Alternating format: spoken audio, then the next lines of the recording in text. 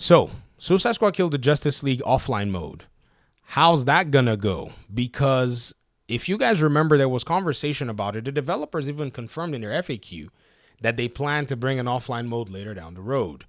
Now, seeing how their bosses have already come out to talk about expectations, I wonder if they're still going to go ahead and meet up with this promise.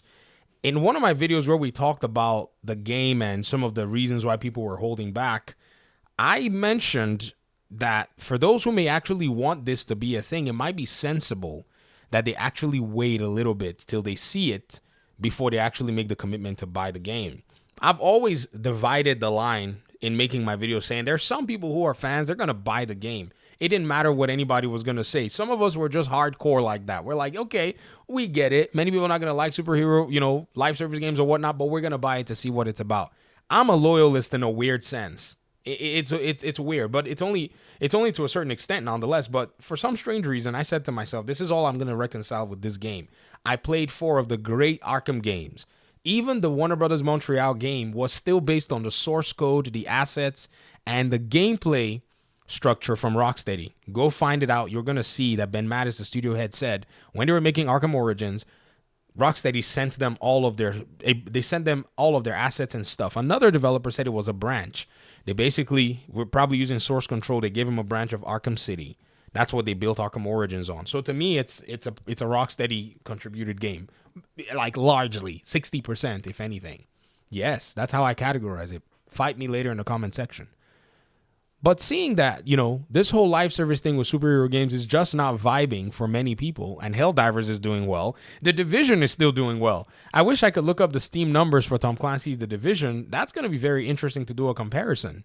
And here it is. I paused the recording to show it to you guys, and you're probably not going to be shocked, or maybe you might be shocked. Right now, Suicide Squad Killed the Justice League has 543 players Steam in-game. And then on Steam, The Division 2, which came out just last summer on Steam or so, or maybe I can't remember, 2 summers ago, a lot of its audience are on Ubisoft Plus on the PC side, has got 6 times more players on there. So it's not necessarily, in my opinion, a matter of, just I think there are many factors involved here. The Division 2 is a solid game. I know for the most part, people may have said all kinds of stuff. I'm a Division 2 player, big time. In fact, I saw one of my buddies that had been stuck on Helldivers basically start, Ant, yeah, you started playing the Division 2 again. I think you probably blew through Helldivers with your Division grindiness. Division players are sweaty, by the way. We sit there and just grind a game, and then the game is done. We just basically mince it into fine powder, right? So seeing this traction, I wonder if they're going to continue or have any reason to move to this. We also need to, consider the fact that they have already made this statement, and in order for them to be able to keep Rocksteady's credibility, they might have to eat it and continue and make it.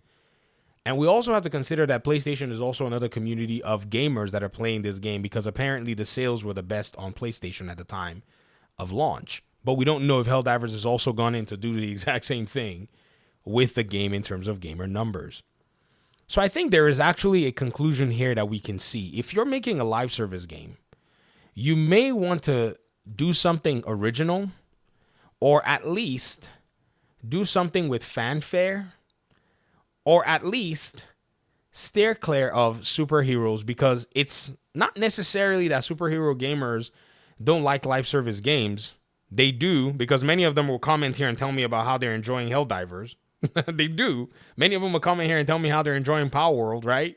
They like live service games. It's just that for some reason, when it comes to superhero live service games, there is an adverse reaction, and I think the Avengers effect has not worn off of a lot of people, because, ladies and gentlemen, Suicide Squad Killed the Justice League's very first concern and complaint, even with the Avengers effect, was its story just not appealing in the ending for a lot of people.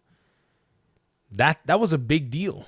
And I think if you're coming into a market that is, for the most part, very volatile, saturated, or whatever you want to call it, you need the goodwill of the fans. I don't see how the writers and the marketing team did not trade blows when they submitted the story. The research team should have taken off their hoodies and gone, "What are you doing?" Because you need fanfare. You need fanfare. Not everybody's a hardcore fan in a sense. The hardcore fans, we know where we stand. We're like, yeah, like I said, they're loyalists, they're hardcore fans. Some people played the game crazy. Like I said, I was playing and then I just fell short because we got to the point where, in our game development journey here, in making our game, I just had to back away. A lot of things had to take precedence, so I basically backed away and I disconnected from playing.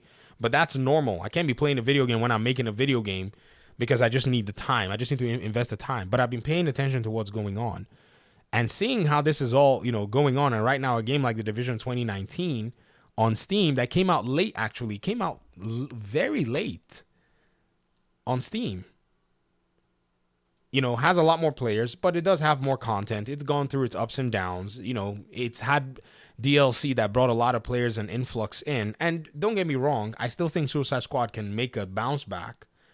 But man, it's going to take a lot of work. A lot of people are going to have to let go of their ideas and basically put the fans in front of this in order for this to work. This is very strange, and I don't know how they're gonna pull this off, man. I really don't know. But let me hear your thoughts in the comment section. I really appreciate you guys' time and audience. Talk to me. Peace out.